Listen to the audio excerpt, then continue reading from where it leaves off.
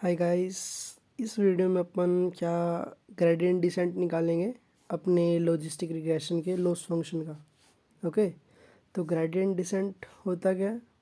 तो loss function जो है ना, ये क्या बताता है कि हमारे जो एक्चुअल वैल्यूज़ थी और जो हमारे प्रिडिक्टेड वैल्यूज़ हैं उनके बीच में मतलब कितना डिफरेंस है, कितना लॉस आ रहा है। ठीक है, तो अगर हम इस लॉस फंक्शन को मिनिमाइज़ करेंगे तो हमारा मॉडल जो है वो अच्छे से प्रिडिक्ट कर पाएगा हमारे एक्चुअल वैल्यूज़ के नियर बाई। तो ग्रेडियंट डिसेंट क्या है? एक ऐसी मेथड है, एक तरकीब है जो कि हमें ये पावर देती है, ठीक है, जिससे हम जो हमारी प्रेडिक्टेड वैल्यूज़ है ना उसे एक्चुअल वैल्यूज़ के नियर बाई ला सकते हैं, जिससे हमारे मॉडल की एक्यूरेसी इंक्रीज़ होती है। ओके, तो आज हम अपने लॉजिस्टिक रिग्रेशन का जो लॉस फंक्शन है उससे क्या करेंगे, उसका ग्रेडियंट डिसेंट निकालेंगे। तो ग्रेडियंट डिसेंट मतलब हमारा जो लॉजिस्टिक रिग्रेशन है, जो ये वाला लॉस फंक्शन है, ये हमारा बाइनरी आउटपुट के लिए है। मतलब जैसे बाइनरी के केस होता है ना, या तो आउटपुट में 1 है, 0 है, ट्रू है, फॉल्स है, लाइक रेड है, ब्लू है, ऐसे दो केसेस हैं। ठीक है, तो ये बाइनरी का केस है। अभी ये जनरल केस है, तो मैं इसे सोल्व करूँगा पहले वन पॉइंटर केस में। मतलब हमारे पास सिर्फ एक ही क्वेरी पॉइंट है, ज़्यादा है ही नहीं। मतलब जो हमारा डाटा है ना वो 500 हज़ार रो का नहीं है, वो सिर्फ एक ही क्वेरी पॉइंट पे चल रहा है। ठीक है, तो ये वाली जो टर्म है ना, 1/n समेशन वाली, ये कट जाएगी, क्योंकि ये nth एन टर्म के लिए है। nth जब हमारे डाटा होता है, पर हम अभी जनरलाइजेशन के लिए एक ही पॉइंट ले रहे हैं। ठीक है, तो हमारा लॉस क्या बन जाएगा? लॉस बन जाएगा y log y hat plus, sorry यहाँ पे माइनस से मल्टीप्लाई हो जाएगा क्योंकि हमने ये हटा दिया ना, तो यहाँ पे minus y log y hat minus में 1 माइनस में y log 1 माइनस में y हैट। ओके, ये हमारा लॉस फंक्शन बन जाएगा। सिर्फ एक पॉइंट के लिए कर रहे हैं अभी हम, बाद में हम इसे जनरलाइज करके nth पॉइंट के लिए बना देंगे। ओके, तो सबसे पहले हमारे पास 3 वेरिएबल्स होंगे, 3 पैरामीटर्स होंगे, beta note, beta 1, beta 2 binary के केस में। तो हम किसी भी एक वेरिएबल के लिए, एक पैरामीटर के लिए निकाल लेते हैं। जैसे हम बीटा 1 के लिए निकालते हैं। बीटा 1 के लिए हमारा ग्रेडियंट डिसेंट का अगर हम फॉर्मूला लगाए तो कैसे निकलेगा? जो बीटा 1 की पुरानी वैल्यू थी, ठीक है, उसमें से हम क्या कर देंगे, उसमें से हम माइनस कर देंगे क्या, ईटा टाइम्स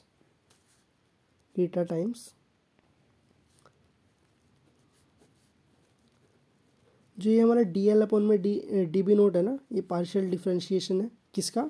हमारे लॉस फंक्शन का। सॉरी, यहाँ पे बीटा 1 आएगा किसके रिस्पेक्टेड में? बीटा 1 के रिस्पेक्टेड में। तो हम अपने से निकालते हैं डी एल अपॉन में डी बी नोट। ओके, इसको डिफ्रेंशिएट करना है हमें। ठीक है, जो हमारी टर्म है माइनस वाई, ठीक है, log y हैट माइनस में 1 माइनस में y log 1 माइनस में y हैट। अब हम इसे ना दो टर्म्स में डिफ्रेंशिएट करेंगे। एक ये वाली टर्म हो जाएगी हमारी, ओके, एक ये वाली टर्म हो जाएगी हमारी, बीच में माइनस का साइन छोड़ देंगे। तो इसे a ले लेते हैं, इसे b ले लेते हैं। अब पहले a को डिफ्रेंशिएट करते हैं, तो इसका डिफ्रेंशिएट क्या आएगा?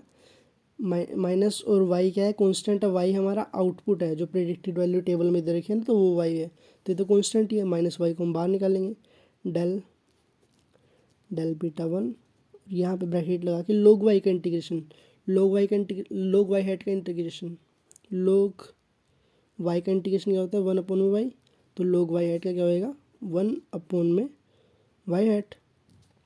अब जो हमारा y हैट है ना, वो क्या है? सिग्मा z के बराबर है। सॉरी, सिग्मा क्या है? हमारा सिग्मोइड फंक्शन है। और z क्या है हमारा? बीटा नोट प्लस में बीटा 1 x1 प्लस में बीटा 2 x2। ये हमारी लाइन की इक्वेशन है। आई होप ये आपने पढ़ रखा होगा।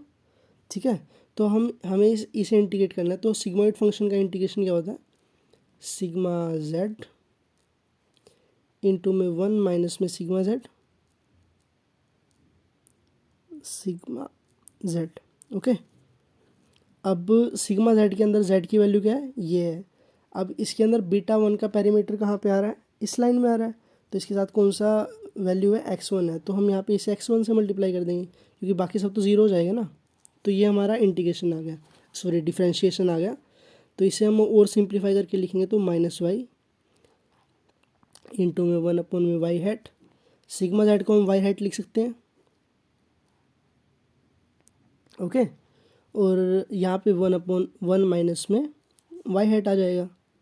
इस सब को हम मल्टीप्लाई कैसे करेंगे, x1 से करेंगे, तो ये दोनों तो कट जाएंगे। तो हमारा फाइनल डिफ्रेंशिएशन आएगा -y इंटू में 1 माइनस में y हैट x1, ओके। ये हमारा फाइनल डिफरेंशिएशन है। अब हम अपनी जो बी टर्म थी ये जो हमने निकाली थी, अब इसे डिफरेंशिएट करते हैं। तो बी का डिफरेंशिएशन क्या होगा, बी टर्म हमारी थी 1 माइनस में y log 1 माइनस में y हैट, ठीक है।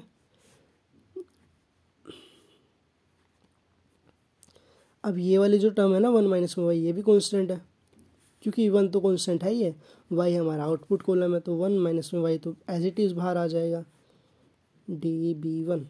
log y का इंटीग्रेशन हमने पढ़ा था 1 में y होता है, तो इसे हम लिख देंगे 1 में 1 माइनस में y हैट, ओके, इनटू में ये मल्टीप्लिकेशन का साइन है, ओके। 1 का डिफरेंशिएशन 0, माइनस का differentiation minus sine, y hat का डिफरेंशिएशन क्या होता है, y हैट का डिफरेंशिएशन होता है सिग्मा z, ओके, इनटू में 1 माइनस में सिग्मा z, ठीक। अब यहाँ पे भी यही वाला टर्म आएगा, हम β1 के रिस्पेक्ट में ही तो कर रहे हैं, तो यहाँ पे भी इसे x1 से मल्टीप्लाई कर देंगे, ओके। तो इसे हम थोड़ा और सिंप्लीफाई करके लिखेंगे तो 1 माइनस में y अपॉन में 1 माइनस में y हैट आ जाएगा। यहाँ पे माइनस साइन हम यहाँ पे बाहर निकाल देते हैं, जो ये माइनस साइन बचा था ना हमारा, सिग्मा जेड को हम लिख सकते हैं क्या, y हैट, 1 माइनस में सिग्मा जेड को हम लिख सकते हैं 1 माइनस में y हैट। इस सब को हम मल्टीप्लाई कर दें x1 से, इन दोनों टर्म्स को काट सकते हैं ना, तो यहाँ पे आ जाएगा माइनस सिंबल, ये जो बचा था 1 माइनस में y हैट x1, ओके। अब हमारा जो फाइनल डिफरेंशिएशन आएगा वो लॉस फंक्शन कैसा दिखेगा हमारा, -y 1 माइनस में y हैट x1।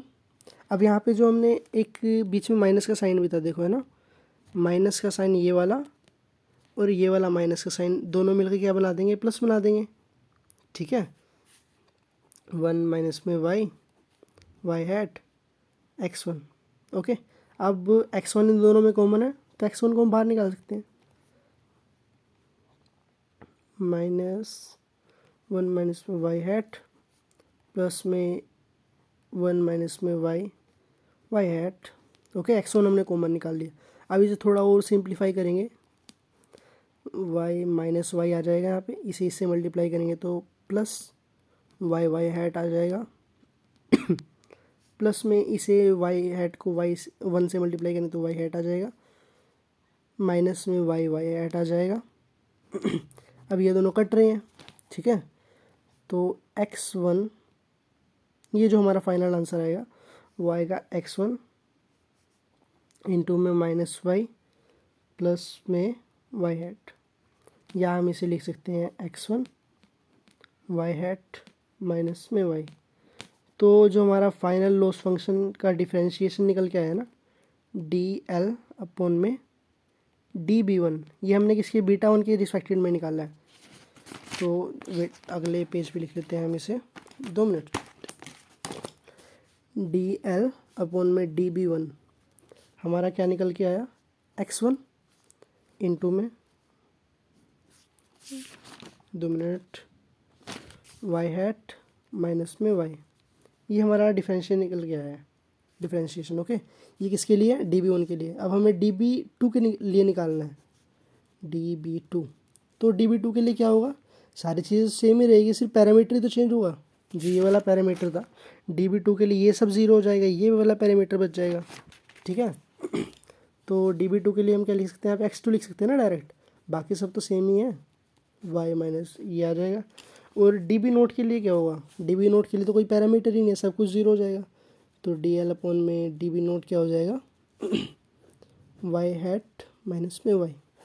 तो this is the video guys, this is differentiation, this is gradient descent of our logistic regression function. Okay, तो thank you so much for watching this video, bye bye.